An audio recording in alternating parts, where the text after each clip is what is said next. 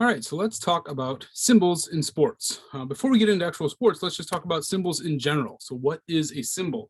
Most of us probably think of logos, maybe mascots, because our conversation is focusing on sports, but really a symbol can be anything that carries a larger meaning. So hand gestures, a smile, it might just be an image, it might be a thought that we have about sort of a larger concept. So we might be thinking of like green energy, and we think of, I don't even know, a windmill or a solar panel or something like that. So it can be anything that has these sort of broad, detailed, nuance, all sorts of information, all boiled down to a symbol, all boiled down to an image or sort of a simpler concept for us to wrap our minds around. Some are good, some are bad, some are very good, some are very bad, but they're all just a matter of a bunch of information, a bunch of values, a whole sort of a system of ideas and culture, all boiled down to a singular image. And we see some on the screen now of ones that are, I'm guessing, are sort of uniformly recognizable. All right, so in social science, oftentimes this gets broken into the theoretical sort of division of semiotics, so the studying of our language. So there we have a signifier and what is signified. The signifier is the words in some cases, or the symbol, the presentation. So sometimes the signifier is an actual a show or a broadcast or a game. Sometimes it's a singular word. Sometimes it's a phrase. But it's whatever's encapsulating that broader meaning. And that's what the signified is, sort of the true message that is sent. So a signifier of Butler Blue, our beloved bulldog, sort of encapsulating all the values and thoughts we have about Butler, and sort of encapsulating maybe some of the values written into the public relations mission of like driven and competitive and supportive and all the sort of those types of terms built into Butler Blue. They're just a simple presentation of a bulldog, or maybe the characteristics of a bulldog itself, the species, trying to place that upon Butler University. So again, that's the signifier is the thing, whatever, if it might be a word, or might be a logo, a symbol, a presentation, and then the signified is all that it encapsulates. And really, signifier and signified is in some ways the semiotics version of a schema. So we have this really simplified version of something that helps us understand this big, broader, deeper, truer message that has a lot of detail and a lot of information into it, but it gets boiled down into this singular thing that's easy for us to kind of process through. Also involved with the signifier and signified is denotation versus connotation. Denotation is the literal definition of it. Connotation is the cultural meaning that's surrounding whatever your signifier is. So that would be the signified is really the connotation, much more so than some sort of dictionary version of it. So whatever culture and society understands or thinks about something is more impactful than perhaps the literal definition of it. Important in all of this is that words are polysemic, meaning they have no true meaning in and of themselves. These meanings are constantly shifted, especially if we're thinking about connotation. So we may have a dictionary definition that has stood the test of centuries, but the connotation, cultural meanings, are very much polysemic and are shifting perhaps generation to generation, perhaps week to week. Who knows how we might be using terms differently a week from now. And the point in that is that they're having no true meanings, and that they're symbols and they're constantly negotiated and shifted in meanings, is that we have the ability to change how we think about things, but also we need to be really on guard with our connotations of how we're perceiving these symbols, and are we matching up with perhaps a meaning that is true or authentic to origins, or is fair to all parties involved. Just really an examination of how we use the symbols all around us. All right, symbols, signifiers, and schema theory. I just mentioned that symbols and signifiers and the signified is really a mechanism that is schema theory. It's a simplified way of understanding complex processes. Generally speaking, we're cognitively lazy.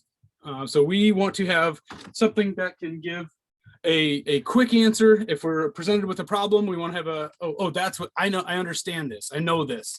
Or if we meet somebody new, we want to, okay, I get who they are. I get kind of what they're doing. All of that is schema theory. If we're presented with a new situation, we walk into a room, we can kind of get the lay of the land. Like, okay, I understand this is a board meeting. This is a classroom. This is a house of worship. This is a grocery store. We understand the schema of what's going on and all of the interactions that would play out within that setting based on our schema, our broad understanding of how we're supposed to act, how everybody else is supposed to act, what kinds of interactions occur there. And again, it's cognitively lazy, and it's to our interests. We've evolved to be this way where we can process a lot of information based on a few things that sort of lock in our schema. Like, okay, I recognize what's going on here. I've got it. Rather than going around and asking everybody in the room, like, okay, what's going on here? What is your role? What's your role? What's your role? Imagine walking into a grocery store and not having a concept of what a grocery store is and having to ask everybody, like, is this food for free? What are you doing here? Is everybody here for the same thing? How does this work? So in that cognitively lazy mindset that we have, and I say lazy, and it isn't necessarily, again, it's not necessarily a bad thing. It's really a way for us to process through life without having to dive so deep into every interaction that we have. We can just sort of take snippets and like, okay, I get that, I understand it, move on to the next thing. I get that, move on to the next thing. The challenge is, how do we have a schema for something that we've never actually experienced before? So most of our schemas get sort of developed over time. You've been in enough classrooms that you have a pretty accurate schema probably of how a classroom is supposed to interact. You've been in enough grocery stores that you understand generally how that interaction is supposed to go down. But how do we fill in the gaps for people or places that we've never encountered? So we've never been to the place or never met with the people. This is why media are so powerful, because they are the ones that fill us in on our gaps. Sometimes it might be family members who've traveled abroad and like, here's what their impression of whatever country was and whatever people were. But many times it's the media that are filling in the gaps of these unknown things. So if we go back to framing theory, we might think of how terrorist groups are framed in the media, both in news media, but also Hollywood. Who are typically the air quote bad guys and villains in films, and who are the air quote good guys. So those types of things help fill in our gaps, especially if we are relatively inexperienced. So when we're younger and we don't have a lot of experiences to build our schemas out of, we rely on either parents or school or the media. Giving us those messages, helping us at least to develop our schemas. It's important to note that schema theory is not, once you have it set, it's set for life. They are pretty resilient, your schemas, so they do stay with you for a while, but if you encounter new information that challenges it, your schemas can change on things. So things like racial stereotypes, any biases against groups of people, we are able to change those if we're presented with information that's compelling and shows us that maybe how I was thinking about this whole group isn't accurate. So in terms of schema, again, it can be as important and critical as how we treat another race or another gender. It can also be what we think about Butler when we see the Butler Bulldog, or what we think about what it means to be a Butler Bulldog based on just sort of the emotions and the thoughts that come to mind when we see blue, or when we see the logo, maybe when we see campus. All of those are all built into this schema, the signifier and signified system. Moving into the topic of the day, what do we think of when we think of Native Americans? What images do we first think of? Perhaps some of you have experiences dealing with certain nations, Native American nations, perhaps not. Perhaps individuals that you've encountered have been Native American descent, but perhaps not. Think about when you're young, especially, and perhaps you're not as worldly and not as experienced with the world. What images come to mind first? Are they maybe the Disney movie Pocahontas? Maybe lessons in elementary school about first Thanksgiving and the settlers coming together with Native Americans and sharing food and sort of congregating and gathering together. Perhaps you also think of mascots. So certainly those are around in our childhood. We see, even if we're not necessarily sports fans yet, maybe local high schools, or maybe our parents are watching something on TV that shows mascots. So these are some of the places, if we don't have sort of firsthand experience with Native Americans, that we start to get to start to build our schema. So then it is an important element of the equation is what kinds of presentations are being delivered. One of the examples from the text is Chief Illinois of the Fighting Illini of Illinois. It's important to note that sometimes these mascots have a direct connection with the actual tribe. So in this case, it would be the Illini. So Florida State Seminoles, I know work a lot with Seminole Nation and ensuring that both sides feel okay about the relationship. The chief portrayal for the Fighting Illini wasn't connected with the actual tribe. It was just sort of built out of these caricatures, face paint, headdresses, those types of things. The mascot was based largely on just sort of plains tribes, not the Illini specifically. So horse-mounted warriors. And then for some, the mascot itself is a cartoonish appropriation of just broader Indian culture. So probably building on incorrect schemas that people already have in mind when they're building these. So it's sort of a replication of a replication that was sort of wrong to begin with. So this idea of Indian culture of this is what it is currently, headdresses and war paint and chants and tomahawks and silly things like as they're portrayed, silly things like that. And their traditional original culture, certainly not silly, but as they become this sort of cartoonish version of it, it presents it as sort of this silly playing cowboys and Indians kind of game. So think about socialization and think about schema theory. And if these were images that we saw growing up, what kind of schema are we developing regarding this Native American population? So this, Pocahontas was popular a while ago, and there's been reiterations of it. The lesson that I had way back in the day in elementary school was about the first Thanksgiving and sort of this peaceful gathering rather than a truer history of what settlers did to Native American populations. All right, so let's think about this Native American mascot developed in when a lot of schools were first sort of being developed and being built out. They decided that a mascot would be a valuable thing to have. Definitely not, in the early 1900s was definitely not a strong point in racial acceptance in America.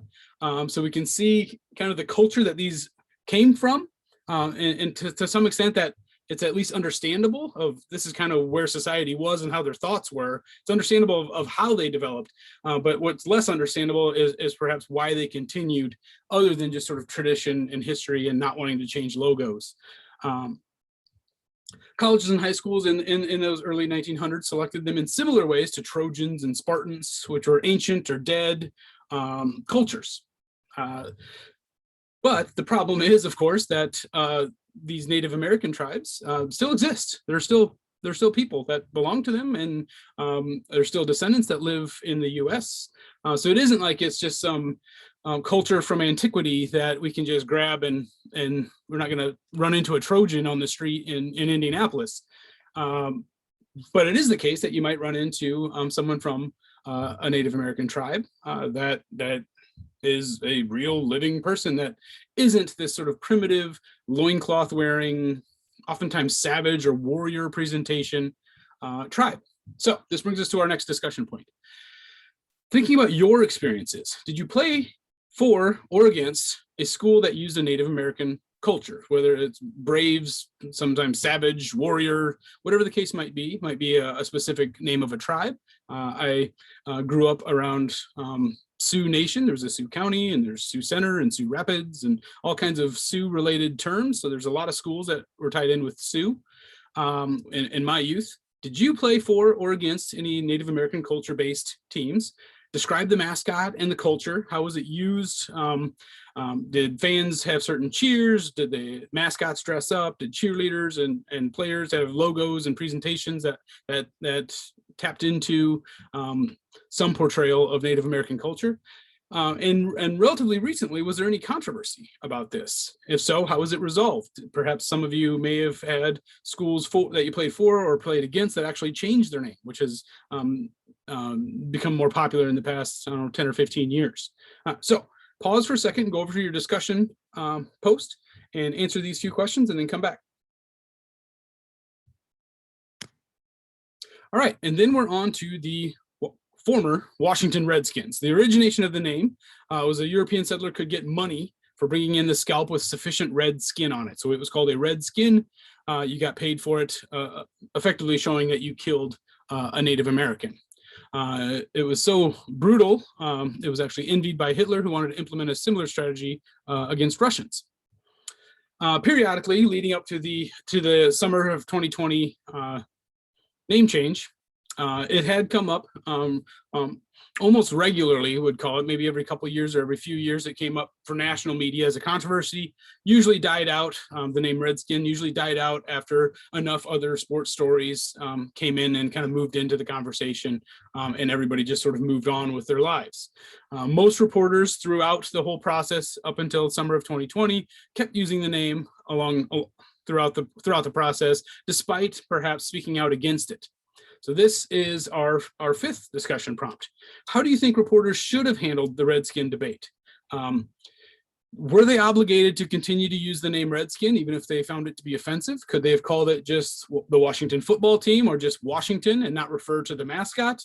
So think just broadly, how should reporters have handled it? Or maybe if you want to put yourself in those shoes, how would you have handled it if you were a reporter for the Indianapolis Star and the Washington football team was coming to town and their mascot was called the Redskins? Would you have just treated it as such? And there isn't a wrong answer here. So it may feel like we're setting ourselves up to be this sort of self-righteous, oh, I would absolutely never have said that, wouldn't have used it. Virtually every reporter used the name Redskin. But I do want you to think through that exercise of what it might look like. If you're a reporter and you decided not to use it, what would that mean? What would that mean for your audience in terms of its relationship to you, potential impact for you in terms of your employer? And then also think about it in terms of if you were a DC reporter, what would that mean for the audience? How would the audience have reacted, let's say 5 years ago, if a DC reporter made a stand and chose not to use the name Redskin? What would that mean to them? Or do they need to just do their job even if they're sort of vehemently opposed to the word Redskin? So they're not quite listed as that on the slide, but think about how you would have handled it or how reporters should have handled it, and then think through the consequences if someone did make a stance, whether either at the Indy Star or at a DC paper. Think about how that might play out. Have that be your fifth discussion. All right, and now we'll move into language and gender with relation to mascots and some of these broader symbols. For most schools, women are the majority of the student population, and yet they get a disproportionate money for sports. Minority of women's teams are coached by women. The majority are still coached by men, and the by far majority of men's sports teams are coached by men. Almost entirely. I'm sure there's an example out there somewhere in college and professional ranks, but they are certainly few and far between. Additionally, the administrations in professional leagues and college leagues and even high schools are still very much male-dominated positions. So when we think about symbols, and again, we might be thinking back to our high school days, and when we think about the power of a symbol within a community, it's often, especially in sort of smaller towns or tight-knit communities, the school's mascot and the school's sports department are really at the center of a lot of activity in the community. It provides a shared identity, shared experiences for members of the community, really draws the community in. In some cases, it's a source of really strong support for the school system. So having a singular symbol that can draw people in, whether it's a logo or a mascot or just sort of an idea of that school's sports, is really powerful. Critics have argued, though, that these symbols can be symbols of subordination, especially when we're separating male versions and female versions of mascots. So my high school growing up had the mascot of the Wolverine, and in many cases, the female versions of teams, so you'd have a male basketball team is the Wolverines and the female basketball team is the Lady Wolverines. There's fewer examples of lady being put in front of things other than perhaps the most prominent one is the Lady Volunteers at Tennessee, which actually well outpaced the male counterparts in terms of success and championships and things like that. But there are examples still out there of lady being put in front of something, or X or S being put at the back end. I gave the example of bulldogettes. I don't believe there's a lot of bulldogettes out there, but that's how it would look, or hawkettes. And then there's a bunch of examples of the male version of the noun being, or of the, oftentimes it's an animal, being used as the false generic. So something like stags or bucks or bulls are all actually male versions of those animal species, but they're used across the board. So that brings us to our final discussion prompt. What do we think about female specific names, mascot names specifically? So Lady Wolverines, is it an issue to have the men's team be called the Wolverines and the women's team be called the Lady Wolverines? And if so, talk about it. Why? Next, is it an issue to have the men's and women's teams both called the same thing if there are male and female names for a species? So a ram or a stag or a buck, would it be better to have the women's team called the ewes or the does or the cows? There's certainly cultural connotations that are related to those as well. So it gets a little bit trickier. So it may be easy to just drop off the ets and the s's and the lady part of the title. That might make more sense. But what about this this false generic of rams being both male and female versus rams and ewes, or bucks and cows? Think through that one for your third item. And then fourth, is it an issue if you have ets at the back end of the team? So you're really looking at the three things. So one is adding lady in front of it. The second one is the male is the false generic. And then the third is adding et or s at the back end of a normal word. So Wolverinettes, I guess, would be another example of that. So work through these things, these four items, and then that is it for your discussion post. And that's it for this lecture as well.